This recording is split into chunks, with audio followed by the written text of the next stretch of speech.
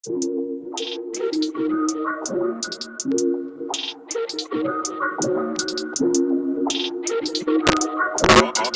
got the vibe. What's up, everyone? Anima here. Now, you read the video title, and I'm sure you're a bit confused. Why did I choose the Note 20 over the S20, even though the Xiaomi Mi 10T Pro seems to be targeted at the Samsung Galaxy S20 Ultra? Now, my reasoning is more along the lines of the Note 20 Ultra is a complete version of the S20 Ultra. The S20 Ultra came out earlier this year and it had a bunch of problems. But now the Note 20 Ultra is more refined, has a better look, has better features. Everything about it is just refined from what you had in the S20, except that you added a stylus. So I believe that should make it more of a fitting comparison to the Xiaomi Mi 10T Pro. Right off the bat, I'm going to tell you that if you want to go for any of these phones and you want the bleeding edge of what's available in most areas of the phone, then you should go for the Note 20 Ultra. That's me saying it right off the bat. When you're comparing these two phones, it's just like I've said about tech before, that when it comes to tech, there's always one thing that tips a person towards one over the other and vice versa. And it's still the same case here. But let's keep going. Now, the major highlights between these two phones, the main things that are different about them, come in a lot of areas. Now, both of these phones are flagships, so they have everything you need. They're not just focusing on one area like you would see in mid-range to budget phones. So every single area of these phones is buffed up to the highest possible that you can achieve. And how are these specs looking? The Xiaomi Mi 10T Pro has a 5000 mAh battery that supports 33 watts fast charging. It has a Snapdragon 865. It starts at 128 gigs of internal storage with 8 gigs of RAM and goes up to 256 gigs of internal storage with 8 gigs of RAM. And this storage is UFS 3.1 rated. It has a 1080p resolution, has a 144 Hz refresh panel, has a 108 megapixel main camera, 13 megapixel ultra wide, has a 5 megapixel macro lens.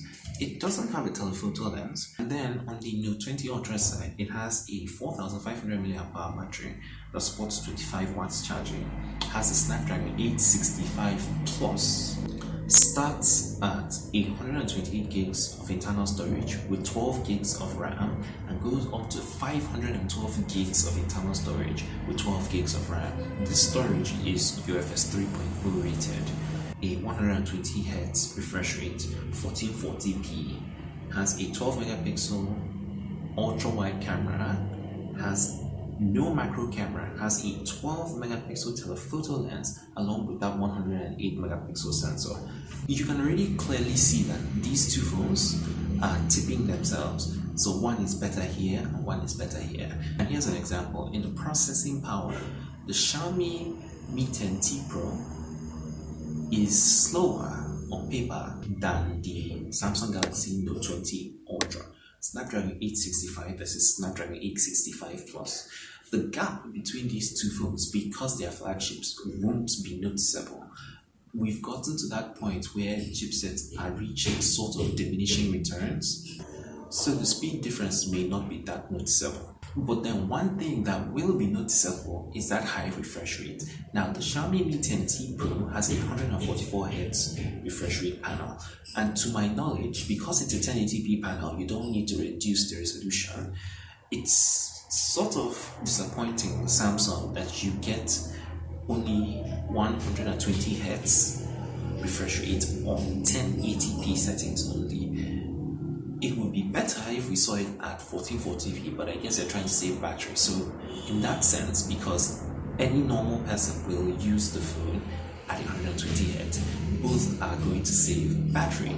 And then because of that 144 Hz refresh rate, I expect battery life on the Xiaomi Mi 10T Pro to actually be worse than that of the Samsung Galaxy Note 20 Ultra. Yes, I know it has a 5000 mAh battery, but it doesn't matter. This is 144 Hz. And yes, it's adaptive. It can go as low as 1 Hz if needed, but it's still 144 Hz. Refreshing a screen 144 times every second drains a lot of battery, and it's more battery than actually refreshing your screen 120 times every second. I'm just saying. Now, I want to talk about the cameras a little. It's a little appalling. Now, the Xiaomi Mi 10T Pro is an example of a company who absolutely wanted to have triple cameras but couldn't put in one useful camera. So in 2020, if you say your smartphone doesn't have triple cameras at least, then something's probably wrong. Now, the Xiaomi Mi 10T Pro comes with a 108 megapixel main camera, a 13 megapixel ultra wide camera, and a 5 megapixel micro lens. Why not a telephoto? Isn't a telephoto lens supposed to actually help with depth and portrait mode shots? So why replace that with a micro camera? Xiaomi, I keep saying it, 5 megapixels is actually good for micro shots, because micro shots you don't really take a lot into the frame. It's a very close-up shot of a very, very little thing. So 5 megapixels is more than enough for it.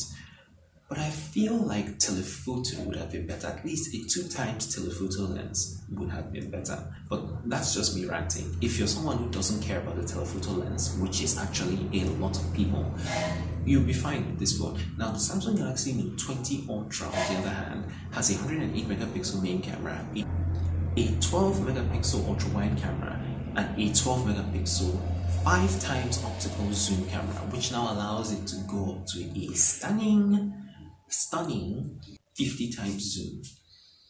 It's not like as if anyone will use this phone past 20 times, but it's there if you need it. There are other little things that actually differentiate the Mi 10T Pro from the Note 20 Ultra in terms of speed and reliability.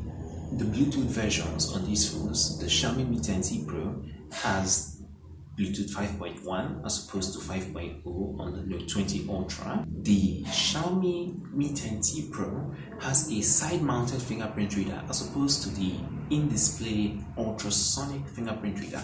Now, we already know that the ultrasonic fingerprint reader is the most secure version or type of in-display fingerprint readers, but it's still not as fast as many people would like.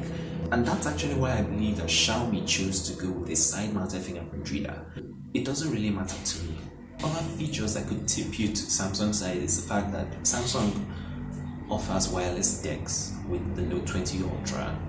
If you care about that, then you have that. But now, besides the specs, not everyone cares only about the specs. You only start to talk about the specs when you actually start using the phone for like 2 months, 3 months, 4 months. That's when the specs become more important. When you're getting the phone in hand for the first time, what's most important to most people is the design. The Xiaomi Mi 10T Pro has a bit of a jarring design. It's not the first time we're seeing it. The Vivo X50 Pro was the first phone we saw with this kind of camera. It's a bit jarring, but then we've seen the functionality of the camera. And so for people who take videos, maybe people who like to vlog a lot, then this should probably be handy. And the fact that it has features that allow you to actually record video behind and in front of you at the same time, very, very useful stuff. And then it's also this rounded candy bar shaped phone that we've been seeing for many years now. Now the Note 20 Ultra is more boxy, which is what it has always been since its inception. Boxy and feels like a brick when you hold it. The camera hump it's new, and when you get it in that mystic bronze color, it actually looks pretty cool. But like I keep saying, and I've been shouting on my Twitter and Instagram, which you definitely should follow if you're not. Mystic Bronze is too shouty for me, and I can't see myself actually rocking the Note 20 Ultra with Mystic Bronze. I'd actually go with black instead. White is also too shouty for me, so that's just that. It's just my personal opinion. Like I said before at the beginning of the video, if you're someone who cares about the bleeding edge of everything, like you want the quality control of everything you get in your phone to be at the possible highest, then I'd say you should go with the Note 20 Ultra. I still stand by that. But then if you're someone who's with your phone for the experience, the smooth buttery experience, then the Xiaomi Mi 10T Pro is the better buy for you. Personally, I'm the kind of person who prefers to have a boxy look. I like phones that look boxy and not so candy bar-ish. So personally, I'll be going with the Samsung Galaxy Note 20 Ultra. But let me know what phone you yourself would pick among these two phones. Thanks for watching. I'll catch you in the next video. See ya.